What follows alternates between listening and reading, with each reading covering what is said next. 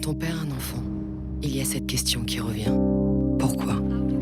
On peut invoquer le destin, mais on peut aussi décider que ce jour-là, il ne soit pas mort pour rien, et faire en sorte que finalement, ce soit la vie qui gagne.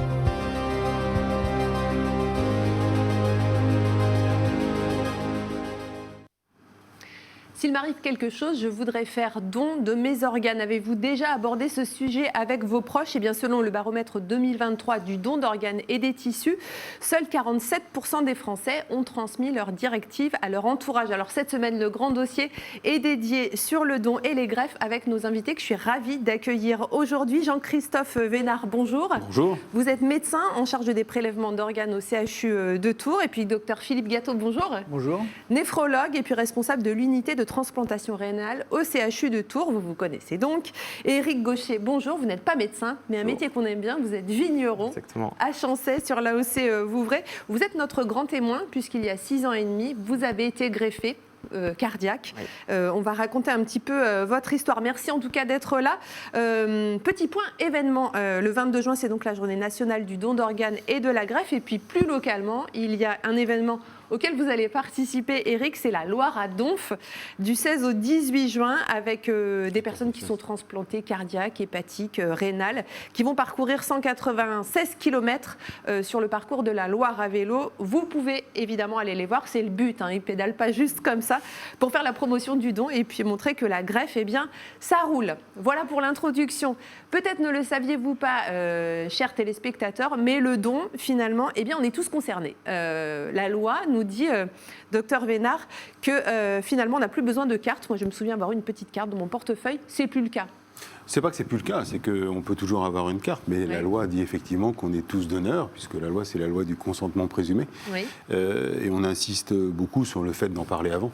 Oui. Puisqu'en fait, c'est ça la problématique, c'est que si les gens n'ont pas parlé, au moment où ça se passe, parce que c'est toujours dans des circonstances dramatiques, catastrophiques et brutales, il y a des grandes discussions et on peut comprendre que les décisions ne soient pas toujours faciles à prendre. Oui. Donc la carte reste une aide. D'accord. Mais au vu de la loi, effectivement, elle reste redondante, en tout cas pas forcément utile. Ça s'écrit quelque part, il y a un registre du oui? Non.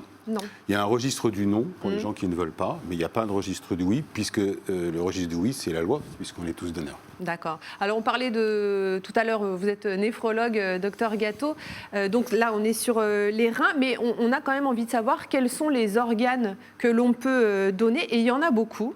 Même si à Tours, on ne sait pas greffer tous ces organes-là, mais on va regarder un petit schéma. Finalement, là, on voit, hein, ça va de la tête aux pieds, entre guillemets. On guérit qui avec une greffe? On guérit quelle pathologie? Il y en a plein, docteur Gâteau. Bah oui, vous voyez sur le schéma, on peut greffer des cœurs, enfin un cœur, on peut greffer 1 ou 2 poumons, on peut greffer le foie, on peut greffer le pancréas, on peut greffer le rein. Donc vous imaginez toutes les pathologies qui peuvent être... voilà, il y a aussi des greffes de cornée, donc il n'y a pas que les organes. Donc tous les gens, pour la greffe rénale que je connais évidemment le mieux, tous les gens qui se retrouvent en insuffisance rénale chronique terminale, donc qui sont soit dialysés ou qui vont l'être bientôt, peuvent être... soignés par la greffe. Je ne sais pas s'ils sont guéris, mais en tout cas, ils sont soignés par la greffe. Et c'est la meilleure solution par rapport à la dialyse en greffe. Et puis sinon, pour les insuffisants cardiaques, effectivement, c'est le moyen de retrouver une vie la plus normale possible. Je pense qu'on a un témoin à côté. C'est ça. Éric, donc je disais, vous êtes vigneron en pleine forme. Je suis allée vous voir il y a quelques jours chez vous. On s'est baladé dans les vignes. Vous avez 45 ans. Ça. Vous êtes marié, vous avez 3 beaux garçons. Merci. Et puis, il y a 6 ans et demi, vous vous sentez essoufflé, vous décrivez vraiment un ralentissement dans votre quotidien.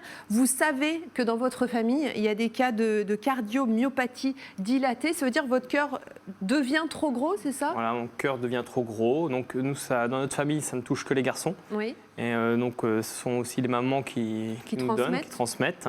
Mais ce sont que les garçons qui subissent ces conséquences. Voilà. Donc, vous grandissez avec la connaissance de la maladie, mais c'est donc à peine 40 ans qu'elle vous envahit et puis qu'elle vous arrête finalement? Oui, moi j'avais donc 34 ans lorsqu'on a découvert cette maladie.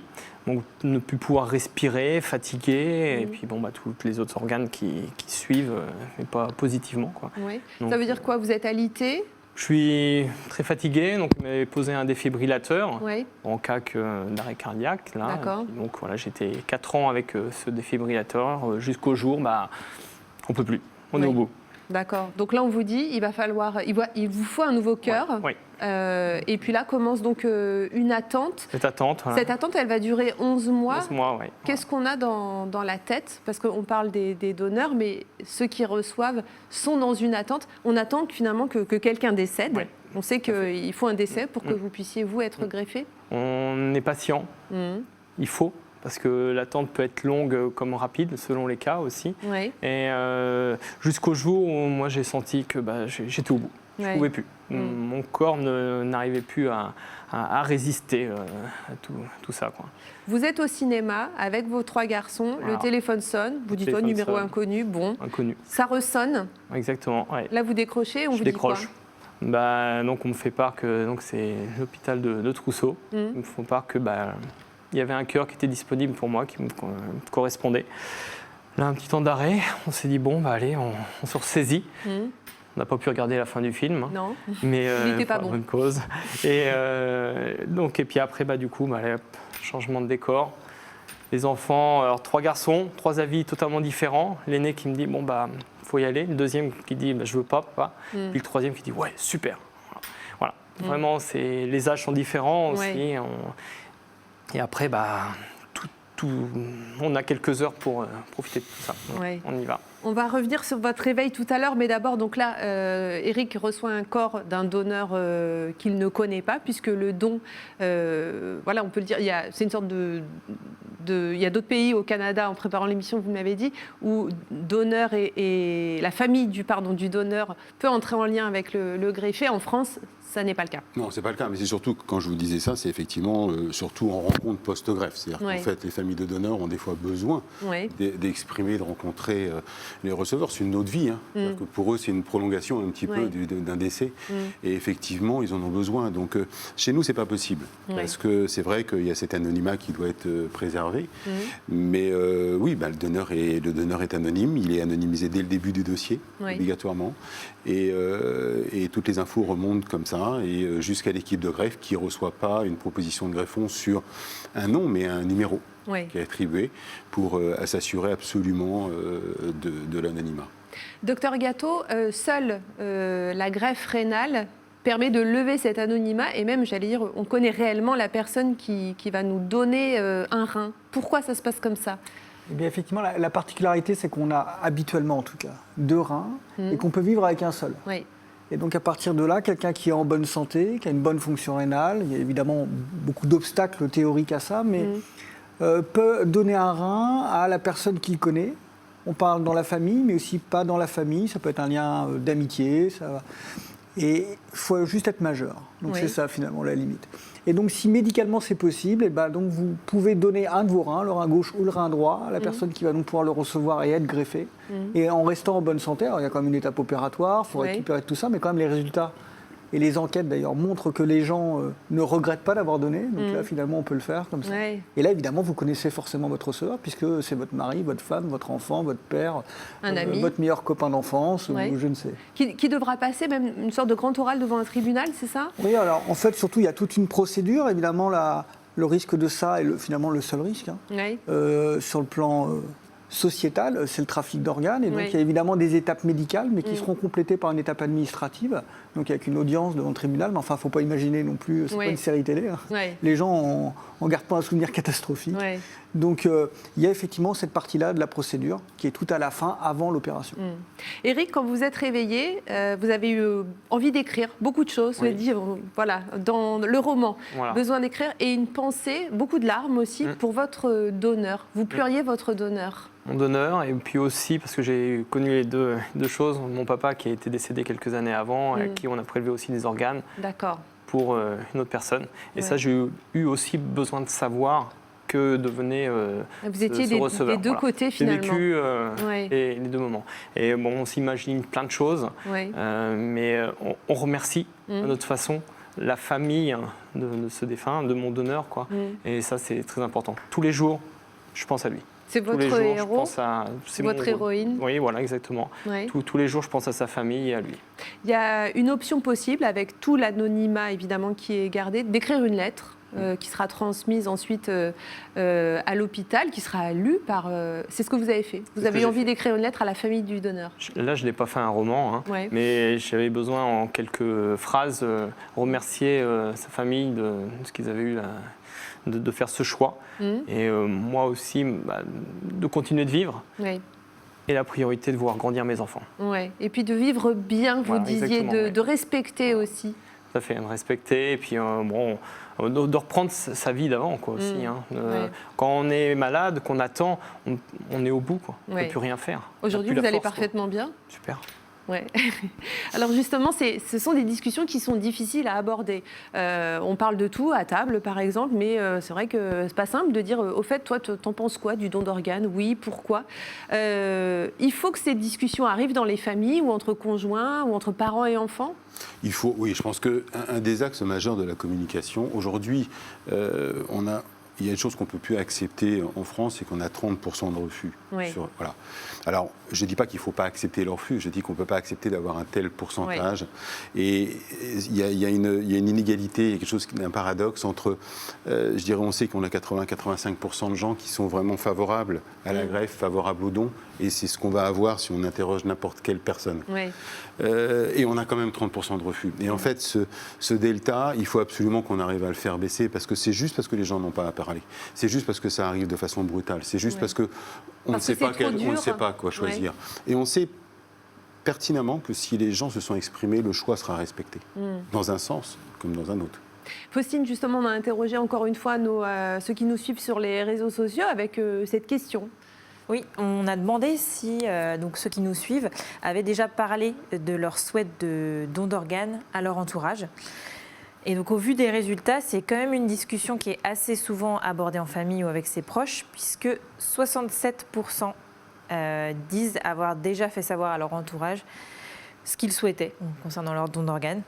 Et donc pour les 33% restants, il va falloir en parler parce que ça peut gagner du temps et sauver des vies. Dès maintenant, un donneur, quelqu'un qui décède, peut sauver combien de vies? On va dire que ça va dépendre de son âge et des organes, mais tout à l'heure, Philippe en a parlé très simplement, en disant le cœur, les poumons, le pancréas, le foie, les deux reins, c'est énorme. Oui. Enfin, c'est énorme. C'est un geste altruiste qui n'est pas mesurable. On ne se rend pas compte ce que c'est que de donner ses organes après sa mort. Ce qui est difficile pour les gens la plupart du temps, c'est effectivement de comprendre cette notion de mort cérébrale. C'est quand même une notion très particulière. Oui. Et c'est toute l'attention qu'il faut avoir auprès des proches. Il faut les accompagner dans ça. Et effectivement, la notion de décès est difficile pour eux. Et en plus, elle est brutale, je vous le disais tout à l'heure, puisque on a 70 à 80% des gens qui décèdent dans les 48 à 72 heures parce qu'ils sont arrivés dans une situation grave d'entrée de jeu. Et donc, c'est compliqué d'annoncer ça. Il faut prendre du temps pour le faire. Et je pense que quand on essaye de bien expliquer, les choses évoluent, mais il faut en parler. La loi Renault fait pour ça. Hein. Oui, c'est ça. Ce parcours, vous serez un peu l'ambassadeur finalement du don d'organes et puis la parole des greffés aussi. Qu'est-ce qu'on s'est greffé à Tours, Philippe ? Eh bien, on s'est greffé les reins, on s'est greffé le cœur, on s'est greffé le foie, et puis peut-être prochainement un peu des cellules, évidemment les cornets. Pour les gens qui ont besoin d'une greffe pulmonaire, d'une greffe pancréatique, ils sont greffés quand même. Hein. On a des partenariats avec d'autres hôpitaux à Nantes, à Paris, etc. Donc les gens peuvent accéder à ces autres transplantations. Donc finalement, on couvre quand même, c'est une grosse activité à Tours, notamment en termes de nombre, la greffe rénale et hépatique. Oui, il y a beaucoup de greffés, mais il y a des demandes. Des gens qui auraient besoin d'une greffe sont encore plus nombreux, c'est ça? Oui, c'est toujours le combat de ce qu'on appelle la liste d'attente. Oui. Alors pour ce qui est de la greffe rénale, encore hier, on a à peu près 580 personnes qui attendent. D'accord. Combien d'opérations chaque année? 140 qui sont greffées à Tours. Donc évidemment, on voit bien qu'il y a une grande différence. D'où le combat d'aujourd'hui de promouvoir que les gens se prononcent. Et évidemment, si on augmente le greffe à partir de donneurs décédés, on réduit évidemment ce problème-là. Et puis du don du vivant dans le cas de la greffe rénale, puisque évidemment, quelqu'un qui donne un rein à son proche, il le donne à ses proches, mais il libère aussi un rein d'un donneur décédé à quelqu'un d'autre, qui des fois n'a pas de donneur. Et donc tout ça reste 2 fois plus altruiste. Je voudrais qu'on conclue peut-être avec ce que fait aussi votre aîné, je crois. Dès qu'il a eu 18 ans, il a dit « Papa, moi je vais aller donner mon sang ». Vous avez vu dans le compte-rendu d'ailleurs de votre opération que vous aviez évidemment vous avez eu besoin de sang. Vous ne pouvez plus donner d'organes. Voilà, exactement. Mais je peux donner de la voix sur le sujet. Ouais. Voilà, c'est ça vraiment. Je me lève tous les matins, c'est dans l'objectif. Et alors, votre garçon, vous avez dit voilà, tu vas le faire, mais moi, je veux t'accompagner. Mon fils aîné, dès qu'il a eu ses 18 ans, lui, son objectif, c'était vraiment d'aller donner du sang pour faire un geste à sa façon, remercier. Et moi, j'ai eu besoin de l'accompagner pour la première fois. Et c'est comme si je donnais un petit peu quelque chose de moi. Voilà. Je l'ai accompagné et moi, ça m'a beaucoup touché. Oui, j'imagine. Beaucoup d'émotions. On va conclure avec vous, Jean-Christophe. Moi, je vous appelle par vos prénoms, parce que ce sujet... donc oui, on se pose la question, comme on se pose la question de temps en temps, tiens, toi, est-ce que tu veux te faire enterrer au cimetière, être incinéré, tout ça, la mort, on en parle, c'est ça? Oui, il faut parler de ça. Alors, c'est pas, on l'a dit en préparant l'émission, c'est pas évident de parler de ça. C'est pas un sujet qui vient spontanément autour de la table. Mais voilà, il faut en parler. On va communiquer dessus parce qu'il faut absolument que les gens en parlent. Je crois que c'est aidant d'en parler avant. Parce que cette situation, elle arrive de temps en temps, elle n'arrive pas que chez les autres, malheureusement. Ouais. Et quand elle va arriver, elle va être. Si on en a parlé, ça va aider tout le monde. Ouais. Et ça va sauver plein de vies. Merci beaucoup en tout cas. Je précise juste un truc, la Loire-Adonf, c'est pas 16 au 18, c'est 14 au 16. Ah, je me suis trompée. Oui. Oui, c'était même très bien écrit, mais j'ai les yeux qui ont fait... Non, je reprécise, c'est du 14 au 16 juin, ça part d'Orléans et ça arrive à Tours. Et donc c'est 196 km, là j'ai bon. Ouais, à peu près. Que va avaler Eric sur son vélo? Vous êtes prêts? Et bien d'autres. Et bien d'autres aussi, 14 personnes. Vous connaissez, c'est un milieu après, une fois qu'on a été greffé? On en connaît quelques-uns, oui. Ça marche. On sera là en tout cas sur les bords de Loire pour vous encourager. Merci beaucoup, messieurs les médecins. Merci monsieur le viticulteur. Faustine, merci à toi de m'avoir accompagné pendant cette émission. Pour revoir ce grand talk, vous le savez, vous allez sur notre site internet, c'est tvtour.fr. Salut!